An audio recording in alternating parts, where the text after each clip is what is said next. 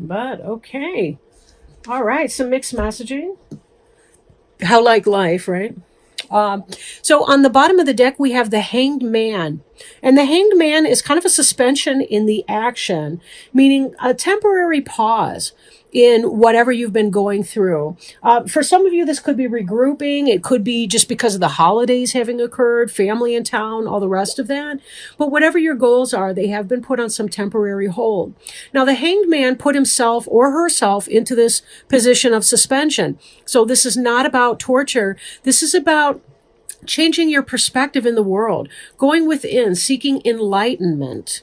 And therefore, this person's not suffering, but rather they are becoming enlightened. And you'll notice the halo around the head chakra here, around the crown chakra. Okay.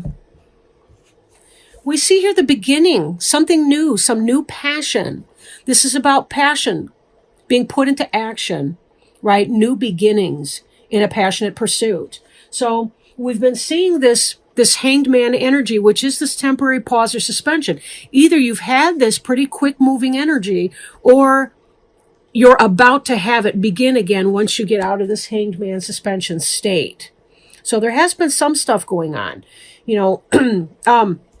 We see there may have been some kind of squabbles, petty squabbles, over the holidays here that you've been going through that may come up again. For some people, they find themselves overextended during the holiday period. And so they're having struggles with bills and they're arguing amongst the family members with that.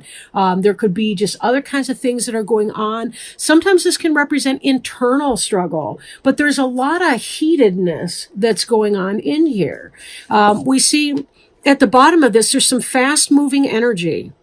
Now, wands can be Leo, Sagittarius, or Aries energy. And this can be something passionate that's coming in.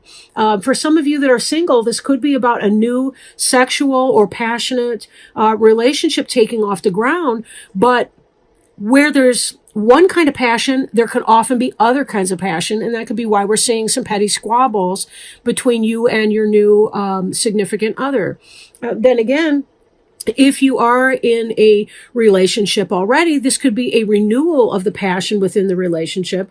Or, unfortunately, it could be the toxic type of passion where you guys are arguing, because we are seeing that too. Okay. So this could be sexual or kind of a general emotional interaction kind of passion.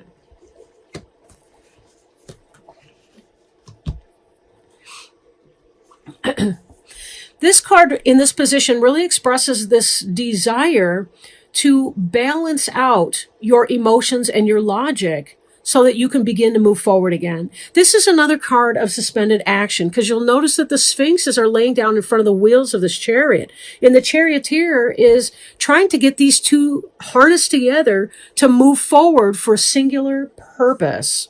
So again, we see this type of suspension here for the purpose of enlightenment, but this is also, once we become enlightened, we may have a better sense of how to harness our conflicting impulses. It's good to have emotions because they tell us who we are and what our needs are, but we need our logic to say, here's how we can get what we want emotionally in a socially appropriate way. So we need the balance of these two energies, and the enlightenment that comes through the Hanged Man energy will help you to do this. And then there's that sense of moving forward. Now, even as the Knight of Wands indicated possible Sagittarius, Aries, or Leo energy, Chariot possibly could be a Cancer. So you may have a Cancer person on your mind. Take it as it resonates. I do mean horoscope sign of Cancer.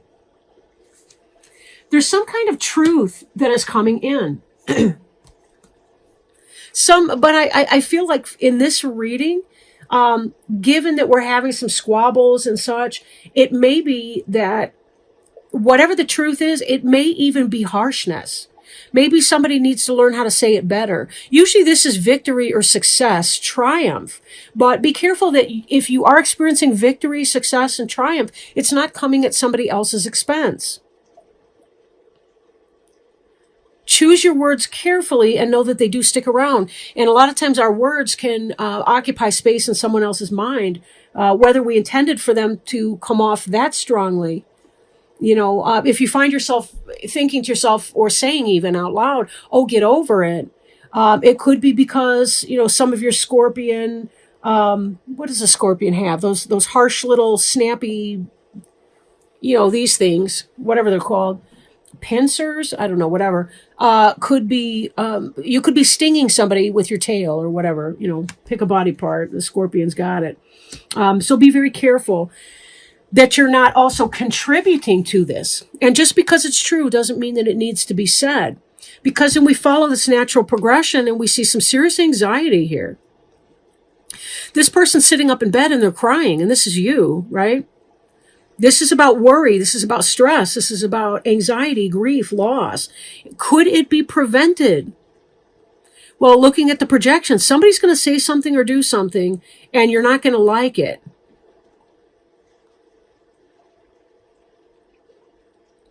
There's some victory that's going on in here. This could play out in a bunch of different ways. Now in your illumination, if you've been experiencing squabbles with other people, and this could also indicate some sort of self-awareness that comes about. Some sort of self-awareness that comes about in your hanged man state. And sometimes when we do have a self-awareness, especially if we start to tap into one of our flaws, or one of our areas for growth, that can create a deal of distress within us first. Because remember, there's a mourning or a grief. We had a perception of ourselves in one way, and then that's not happening. We have to come to terms with the reality of that situation. So we have to mourn it first. And given the spectrum, this is only a 15-day spread. So, beyond that, we don't see the healing that comes after you've shed the tears. But be careful that you're not using your thoughts in such a way that you're going round and round and round in your own mind. You're not spinning your own wheels on some kind of a topic.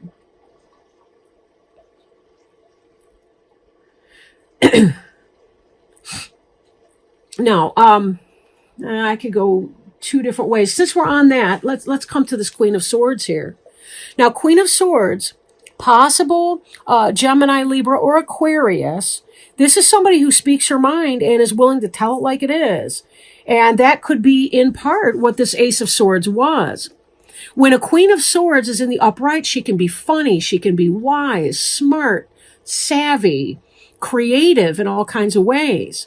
When she's in her shadow side, she can cut to the bone and be very, very tough to deal with, and see things just slice you with her words in a way that will be very hard to recover. That can torpedo people for years even.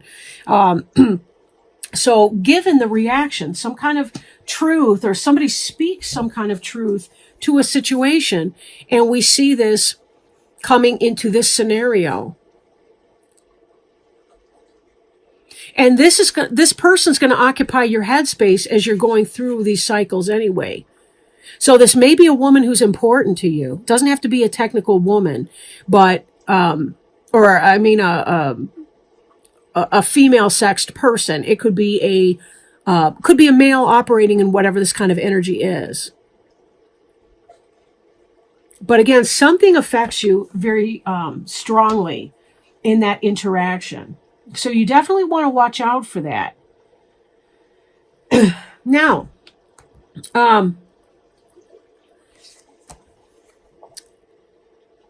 you've been feeling a lot of burden and a lot of responsibility. You're carrying a huge load. And again, we've got yet another fire sign going on in here. So there could be some Leo, Aries, Sagittarius influences coming into play here. There is a responsibility that you have to carry, and trying to balance all that stuff out may be tough.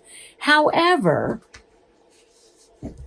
we also see, oddly placed, we see this happy family card.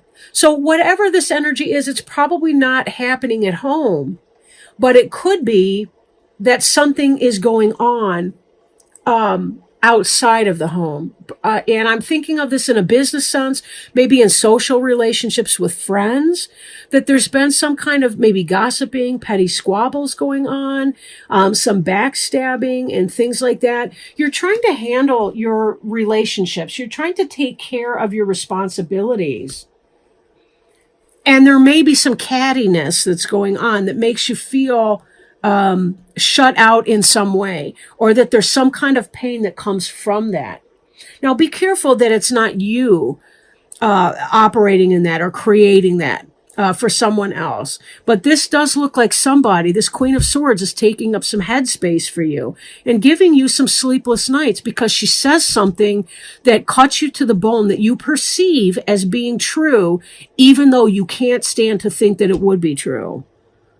And this kind of comes about as a result of some of this squabbling here, and people are picking up their clubs and everybody's launching in and they've all got their fiery, passionate opinions and they're all delivering it. And in the meanwhile, not only do you have these responsibilities because you got a busy home life going on, but then in your work environment or your social relationships, this dynamic goes on and it kind of sets you back a little bit. So let me, now those were the Rider Tarot deck. I call it the Rider Waite. And then Denise Lynn's Sacred Traveler for our Oracle cards. So let me shuffle this, see if Spirit has any words of advice to help you through this situation. Because it does look like you're dealing with some difficult difficult personalities and all the rest of that. I dropped the cards, so give me just a moment. Whoops. Sorry, cards. Sorry, Spirit. Give me a moment. It's kind of cold in here, but I need the lamp on, and don't ask.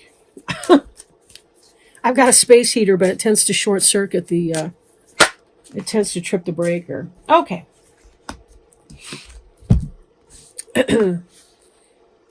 Joy and delight.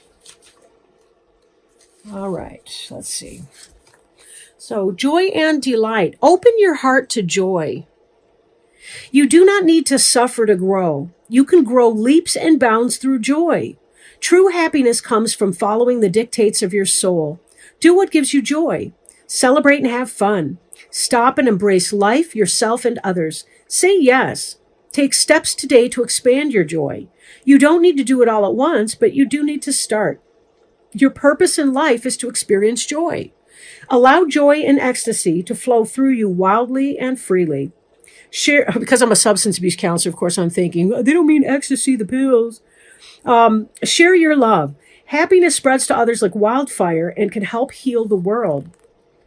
The Sacred Traveler wants you to know, the Sacred Traveler knows that it's not just about reaching the destination, it's about the joy of the journey. The traveler stops periodically to savor the simple pleasures of the voyage. If you don't follow your bliss now, when will you? You've been waiting until circumstances are different because you experience true happiness. You may have a long wait.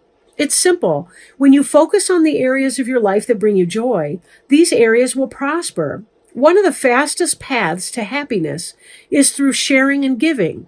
So give of your heart and follow your bliss. Joy is your spiritual birthright. And you know, when I was reading that, I was thinking about how this is kind of the opposite energy, right?